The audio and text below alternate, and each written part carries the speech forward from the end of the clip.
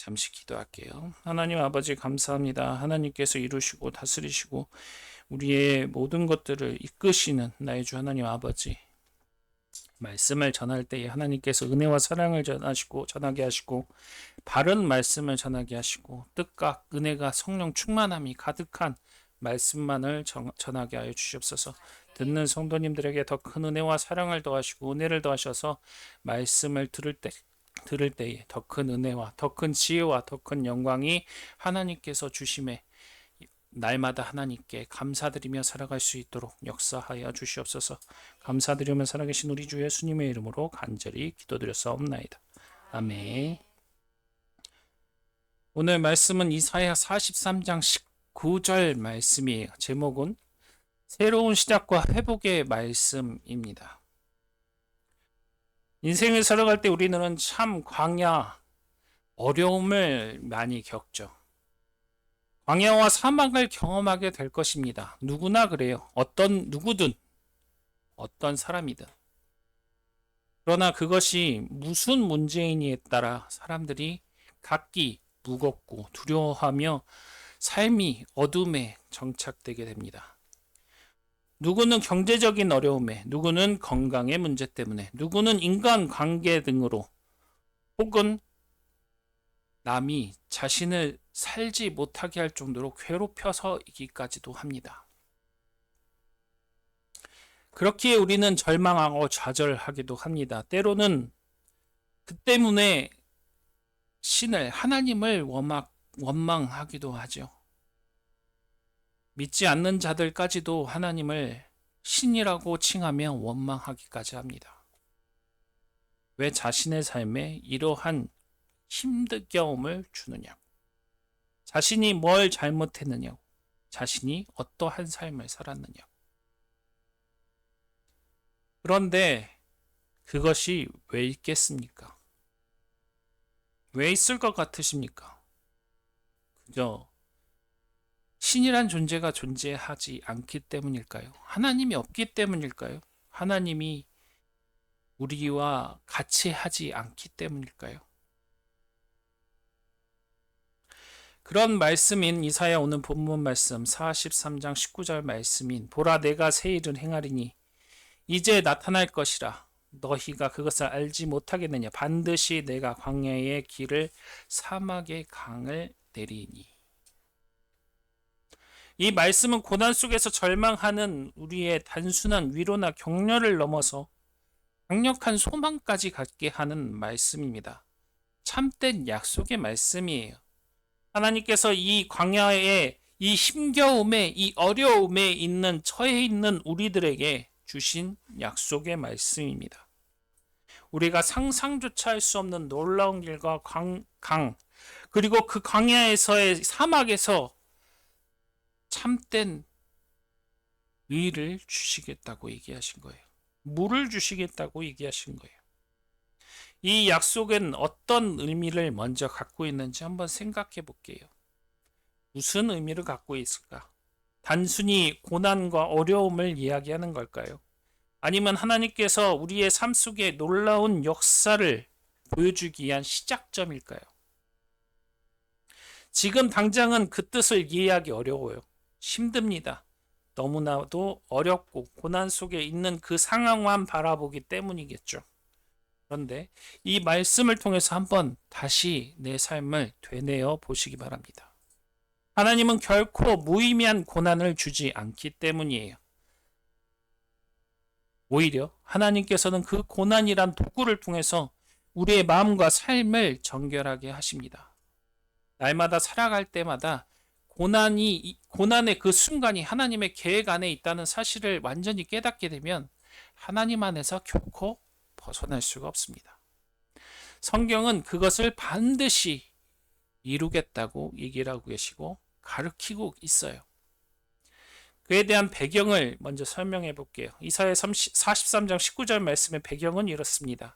이스라엘 백성이 겪고 있는 큰 고난과 절망의 시대적 상황이 어떠하냐면 이스라엘 백성은 바벨론 제국의 포로로 잡혀가 오랜 시간 동안 포로 생활을 했어요. 그들은 굉장히 피폐해졌습니다. 땅은 황폐해졌고 성전은 무너지기까지 해서 과연 하나님이 존재하는가 의심을 삼는 자들도 분명 생겼을 거예요. 삶의 모든 터전은 파괴되었고 가진 것들은 하나 남은 게 없었습니다. 현실에선 고난과 힘겨움만 가득했습니다. 이스라엘 백성들 마음속에는 좌절과 절망뿐이었어요. 미래에 대한 두려움과 불안만 가득했습니다. 그들은 날마다 이런 질문을 하며 하나님께 부르짖었대요. 하나님, 언제까지 우리가 이렇게 고난을 겪어야 합니까? 하나님께서는 우리를 버리셨습니까? 이스라엘 백성은 이제껏 겪지 못했던 그 고난에 외부적인 두려움이 아니라 자신들의 죄악과 잘못의 선택에 대한 영적인 위기까지 느꼈다고 합니다. 그들은 하나님의 말씀에 벗어나 우상 숭배를 하고 자신의 뜻으로 살던 사람이었기 때문이에요. 그들은 하나님과의 관계가 깨어졌고 결국 바벨론이라는 강력한 제국에 의해 심판과 징계를 걸어야 했습니다. 그러나 그들은 결코 하나님께서 버리지 않으셨어요. 오히려 하나님께서 선지자 이사야를 통해서 그들이 겪고 있는 고난과 절망 속에서도 여전히 그들을 사랑하고 계심을 밝히고 계신 겁니다. 오늘 다시 회복의 구원의 말씀을 읽어보도록 할게요. 이사야 43장 19절 말씀 앞에 화면에 보시면서 읽도록 하겠습니다. 시작. 보라, 내가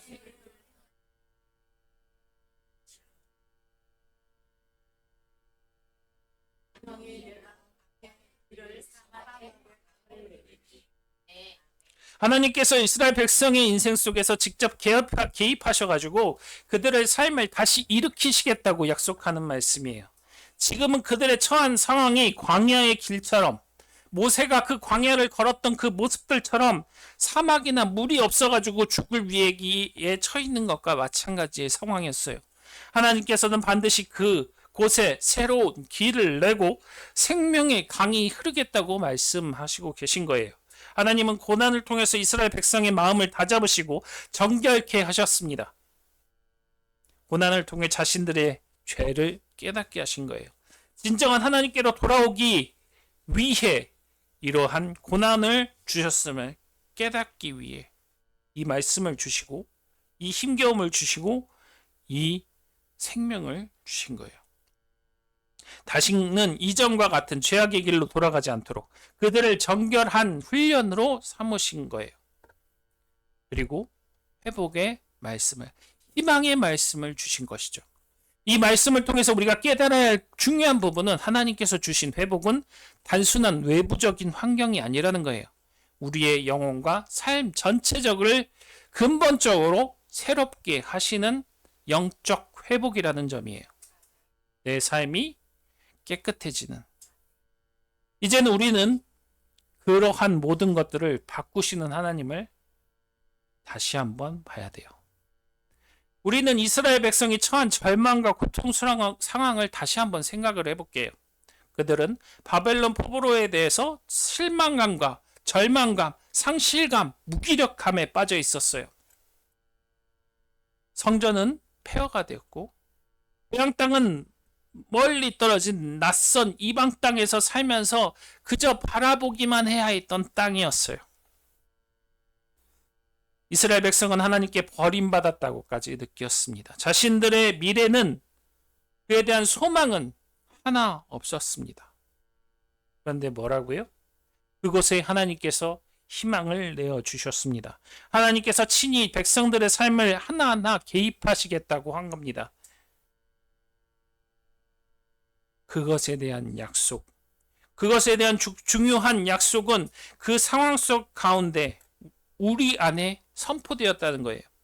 당시 이스라엘 백성들에게 광야와 사막은 절망과 죽음이었어요.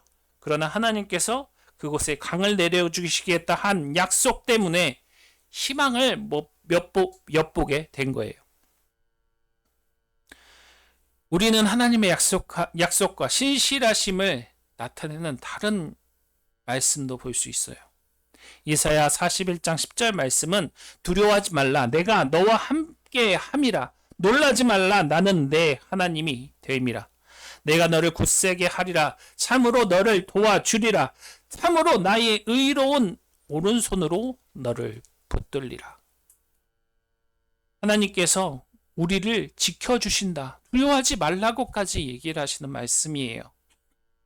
이사야 선지자를 통해서 하나님께서 이스라엘 백성에게 주신 또 다른 중요한 약속의 말씀이지요. 이는 단순히 곁에서 보시기만 하겠다는 약속이 아니라 능력 있는 손으로 직접 우리 백성을 붙들어 주시겠다고 얘기하는 거예요. 그렇기 때문에 내가 너와 함께하며 너를 도와주실 것이다. 너의 삶을 내 손으로 직접 인도하고 붙들 것이다 라고 얘기를 하는 거죠. 하나님의 약속은 되게 신실해요. 결코 빈말 같은 것 따윈 없으세요. 하나님이 말씀하시면 반드시 성취됩니다. 그것은 단지 성경 속에서 이스라엘 백성에게만 해당되는 말씀이 아니에요. 오늘 우리에게도 마찬가지로 동일하게 적용됩니다. 동일한 약속을 하셨어요. 하나님은 변함없이 신실하시고 우리에게 처한 모든 삶과 광야와 사막 속에서 우리와 함께 하시며 새 길을 내시겠다고 새 생명수가 흐르는 약속을 하신 겁니다. 자, 다시 한번 고난과 절망을 바라봐야 할까요? 진짜 우리가 바라봐야 할 것들은 무엇입니까? 하나님의 원망만 있어야 할까요? 하나님께 나의 상황만 채찍질하며 고된 상황을 주셨다고 탓만 하고 있어야 될까요? 각자 자신에게 묻고 확인해야 합니다. 나는 하나님의 이 약속을 믿는가? 하나님께서는 내 인생의 광야와 사막에 새 일과 새 생명을 주셨는가? 주실 것인가? 이 믿음이 과연 있으십니까? 우리가 반드시 살아가야 하는 동안에도 진리는 존재합니다. 인생의 크고 작은 고난이 반드시 찾아옵니다. 그리고 그 진리를 따랐을 때에만이 우리의 삶이 평화롭습니다. 하나님을 믿으면 복을 받아야 하는 게 당연한 거 아닐까? 왜 하나님은 우리의 삶에 고난을 허락하실까? 라는 생각만 머물 때가 아니에요. 성경은 고난에 대해서 분명히 말하고 있습니다. 고난은 다른 것을 얘기하는 것이 아니라 도리어 우리에게 복이라고까지 얘기할 정도예요. 왜 그럴까요? 수많은 인물들을 한번 생각을 해볼게요. 먼저 요셉을 생각해 볼게요. 요셉은 어떻습니까? 요셉이 누구죠? 야곱의 11번째 아들입니다. 막내 전에 하나님이 제일 사랑했던 여인의 아들이에요. 그런데 형제들에게 버림받았어요. 뭐 여러 가지 해석들은 있지만 어떤 면에서 보면 약간 교만했었던 것 같아요. 교만해서 그 교만 때문에 팔려가지 않았을까라는 생각도 합니다. 물론 그 견해에 따라 상황에 따라 바뀌게 되었죠. 그런데 그 고난이 일어났습니다. 애굽에 팔리고 노예 생활을 하면서 물론 잠깐의 반짝해서 좋은 일이 일어나기도 했지만 다시 감옥에까지 가게 됐습니다. 억울한 채 억울한 누명을 쓰면서까지 감옥에 생활한 것도 억울한데 그곳에서 좋은 일을 했건만 그것도 잊혀지고 더 오래오래 감옥 생활을 했어요. 그런데 그 뒤엔 어떻게 됐습니까? 하나님께서 들어서 총리가 되게 하셨습니다. 그 고난을 통해서 이전에 있던 교만을 싹 무너뜨린 거예요. 이제 그 요셉은 하나님만 찾는 존재가 되었습니다. 다윗의 나중으로 다시 한번 생각을 해볼게요. 기름 부음 받았음에도 불구하고 도망자, 광야의 생활을 하며 고통을 겪어야만 했습니다. 그러나 그는 진정한 그 누구도 반박할 수 없는 최고의 왕이 되었었죠. 또 욥은 어땠습니까? 욥은 하루아침에 모든 재산과 자녀를 잃었습니다. 참혹한 고난을 겪으면서 온몸이 가려워 미칠 지경이었어요. 그럼에도 하나님을 절대 잊지 않고 하나님을 찬양한 자였습니다. 자신의 힘겨움을 얘기하고 자신의 어려움을 얘기하면서까지도 하나님을 절대 잊지 않은 자였어요. 그러자 하나님께서는 그에게 다시 회복시켜 주셨죠. 그것은 욥에 대한 고백에 잘 나와 있어요. 욥기 23장 10절에 보면은 그러나 내가 가는 길을 그가 아시나니 그가 나를 단련하신 후에는 내가 정금같이 순금같이 되어 나오리다. 자신의 상황이 힘들었음에도 하나님께서 나를 단련하시는 것이다 라고 믿으며 나아간 말씀이에요. 그리고 나서 회복되었죠. 하나님께서는 우리 역시 마찬가지입니다. 우리를 더 나은 사람으로, 더 나은 삶으로 인도하기에 노력하셔요. 일을 하십니다. 행하십니다. 이스라엘 백성도 마찬가지였어요. 그들이 겪었던 바벨론 포로 생활들은 단순히 처벌이 아니라 하나님께서 그들을 영적으로 새롭게 하시고 하나님께서 다시 되돌아오라 라고 하는 연단이었어요. 이스라엘은 하나님의 말씀에서 멀어지고 우상숭배와 교만에 빠졌기 때문에 그것에서 멀어지도록 하기 위한 수단이었어요. 그것은 고난을 통해서야만 가능했습니다. 다른 방법은 없었어요. 하나님은 그들의 마음을, 그들의 생각을 모두 무너뜨리게 하신 거예요. 우리의 삶도 마찬가지로, 우리의 생활도 마찬가지로 우리의 모든 것들로 무너뜨리고 다시 세우기 위하심입니다. 하나님은 우리 인생의 어려움을 주시는 것이 단지 우리가 고생해 봐라 얘기하는 어른들의 표현이 아니에요. 제가 제일 많이 들었던 말 중에 하나가, 아버지한테 들었던 말 중에 하나가 네가 제대로 고생을 안 해봐서 그래 라고 얘기를 해요. 그런데 사실상 저는 저 나름대로의 최고의 고난을 겪었다고 생각을 해요. 물론 사람마다 다 케이스가 있고 사람마다 다 다른 방향으로 나가겠지만 더 힘겨운, 심하신 분은 6.25를 겪으신 분도 계실 거고, 지금 여기서는 안 계실려나요? 저희 어머니 같은 경우는 딱 50년생이라 겪지는 않으시고, 아버지 같은 경우는 겪으셔가지고 강화도에 계셨거든요. 강화도에서 그 인민군이 사람들 죽이는 장면을 보셨다고 하더라고요.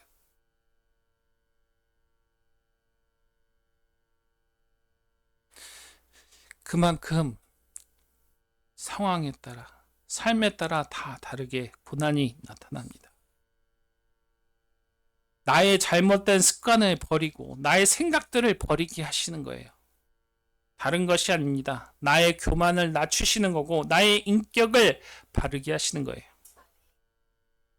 그렇기 때문에 베드로전서 1장 6, 7절 말씀은 이렇게 얘기를 해요. 그러므로 너희가 이제 여러 가지 시험으로 말미암아 잠깐 근심하게 되지 않을 수 없으나 오히려 크게 기뻐하는도다. 너희 믿음의 확실함은 불로 연단하여도 없어질 금보다 더 귀하여 예수 그리스도께서 나타나실 때에 칭찬과 영광과 존귀를 얻게 할 것이니라.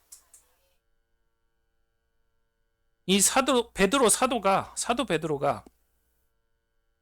우리가 겪는 고난이 오히려 우리 믿음을 연단하여 금보다 더 귀한 참된 믿음을 갖게 하기 위한 변화라고까지 얘기합니다. 고난을 통해서 우리의 믿음은 더욱 견고해진다는 거죠. 고난이 있어야만이 하나님의 더 깊은 사랑을 느낄 수 있다고까지 얘기를 합니다. 고난만이 하나님을 바라볼 수 있는 계기가 된다는 거예요. 삶이 힘드십니까? 지금 내 삶이 힘들다고 느끼시죠? 정치적으로도, 인생적으로도, 주위의 환경적으로도, 경제적으로도 다 힘드실 거예요. 이제 우리는 이 고난을 통해서 새로운 삶을 사시기 바랍니다. 하나님께서는 우리에게 새로운 일을 약속하셨어요. 새로운 약속을 하신 겁니다. 고난 속에서 반드시 이루겠다는 사실을 알게 하셨어요. 그리고 하나님께서 허락하시는 그 고난은 그 어떤 것보다 더 참되고 의로우며 뜻깊습니다. 우리가 기억해야 될 중요한 한 가지, 그것은 하나님은 그 고난을 통해서 새로운 희망과 기쁨을 주시면서 동시에 회복시키신다는 거예요. 앞에서 이야기했죠. 요셉 총리가 되었습니다. 다윗 왕이 되었습니다. 욥 큰 부자가 되었고 자녀가 많게 되었습니다. 분명히 회복시키신다는 것에 있습니다. 하나님께서 우리를 기억하시고 늘 우리를 이끄시면서 고난을 주시지만 회개를 통해서 회개함으로 하나님을 다시 되돌아볼 때에, 하나님만을 바라볼 때에 참된 복으로 다시 갚으신다는 거죠. 역대하 7장 14절에는 또 이렇게 얘기하셔.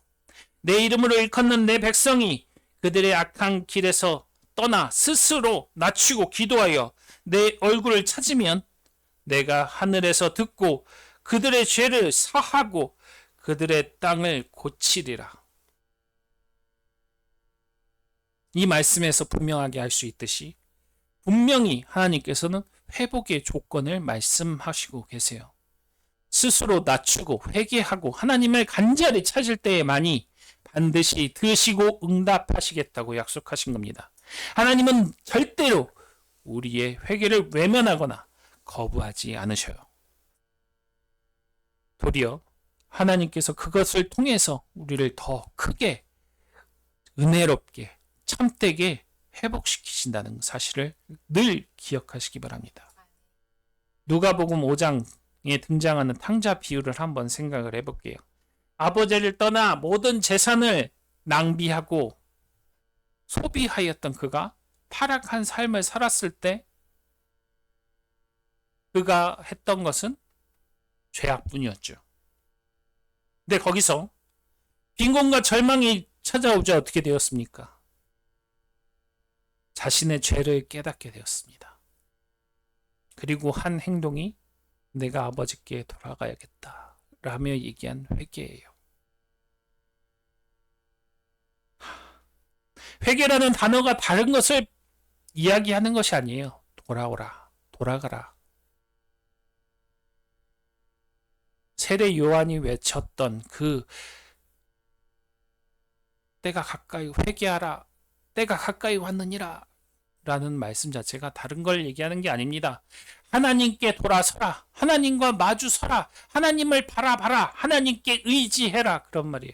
하나님을 똑바로 바라보라는 얘기예요. 그러니까 그들은 사도들이 나타나기 전까지, 예수님이 나타나시기 전까지 그것을 계속 외치며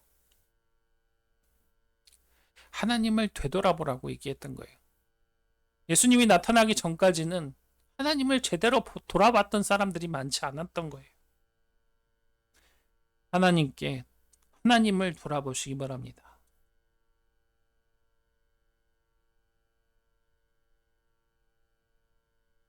그 탕자는 하나님께 돌아가자마자, 아버지께 돌아가자마자, 아버지는 다른 걸 하신 게 아니에요. 환영하고 끌어와 안았습니다. 하나님께서도 분명히 그렇게 하실 겁니다. 그저 아들의 회개를 돌아와서 추궁하고 너 왜 그때 도망갔니? 왜 그때 그렇게 했니? 이렇게 얘기하는 것이 아니라 잘 왔다 라면서 잔치를 벌였어요. 분명하게 그거를 원하시고 계세요. 하나님께서는 가장 분명하게 우리에게 얘기합니다. 돌아와라. 돌아봐라. 하나님만을 바라봐라. 하나님께서는 우리로 하여금 자신을 되돌아보게 하시고 우리의 죄를 깨닫게 하시며 회개하기를 원하십니다. 회개할 때에 우리의 삶은 회복되시는 겁니다. 에스겔 36장 26절에도 이렇게 얘기하고 있어요. 또 새 영을 너희 속에 두고 새 마음을 너희에게 주되 너희 육신에서 굳은 마음을 제거하고 부드러운 마음을 줄 것이며, 하나님께서는 우리가 회개할 때 굳은 마음을 제거하게 하십니다. 새 마음으로 부드럽게 하시고 순종하는 마음을 주시겠다고 약속하신 겁니다. 하나님께서 우리에게 주시는 그 회복은 단지 외적인 일시적인 단편적인 것이 아니에요. 새로운 마음과 새로운 삶을 주신다는 것이요. 고난과 절망 속에서도 하나님을 찾고 하나님을 바라보면, 하나님께 의지하게 되면 그 모든 것들은 새롭게 변화된다는 겁니다. 보라, 내가 새 일을 행하리니 이제 나타날 것이니라. 너희가 그것을 알지 못하겠느냐? 내가 반드시 내가 광야에서 길을, 사막에서 강을 내린다 라고 약속하셨습니다. 우리의 인생 가운데 펼쳐진 그 광야는 무엇입니까? 우리의 인생 가운데 펼쳐진 그 사막은 무엇입니까? 그것을 바라보기보다는 하나님을 바라보십시오. 그리고 내 상황, 내 모든 것들을 하나님께 아뢰십시오. 그것이 하나님께서 원하시는 삶입니다. 우리가 겪는 인생, 그 모든 것들은 광야와 사막으로 이루어져 있습니다. 헛된 것들이 가득하고 참담한 것들이 가득합니다. 다른 것을 볼 게 아니라 하나님만 바라보십시오. 하나님의 그 뜻과 사랑 가운데 살아가면서 축복의 시간, 영적의 성장, 참된 의를 세워가시는 여러분들이 되시기 바라겠습니다. 하나님께서 바라시는 모든 것들, 하나님께서 원하시는 모든 것들은 내가 되돌이켜 하나님을 바라봅니다. 늘 바라보고, 늘 바라보며, 늘 바라보시는 저와 여러분이 되시기를 바라겠습니다. 기도하겠습니다. 하나님 아버지 감사합니다. 하나님께서 인도하시고 역사해 주셔서 참된 사랑과 의 가운데 살아가게 하셔서 주의 사랑과 주의 의 가운데 언제나 하나님의 그 축복을 바라보며 이 고난 속에서도, 이 어려움 속에서도 하나님을 끈질기게 바라보고 끈질기게 회복하며 끈질기게 하나님께 영광 돌리며 살아갈 수 있는 저희가 되게 하여 주시옵소서. 회복하게 하여 주시옵소서. 회개하게 하여 주시옵소서. 하나님만 바라보게 하여 주시옵소서. 모든 것을 주께 맡기옵고 사랑이 넘치시고 기쁨이 넘치시는 우리 주 예수 그리스도의 이름으로 간절히 기도드렸사옵나이다. 아멘.